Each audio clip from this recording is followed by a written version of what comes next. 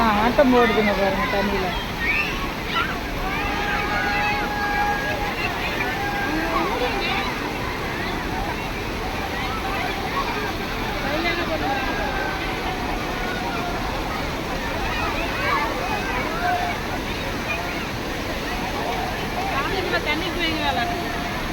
தண்ணியே இப்போ கம்மி தான் இதுவே.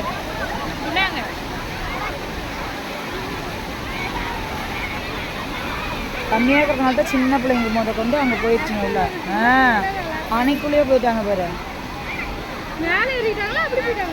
இல்லை இல்லை ஒருத்த கல்லுக்குது, அது மேலே காலை வச்சு ஏறுறாங்க.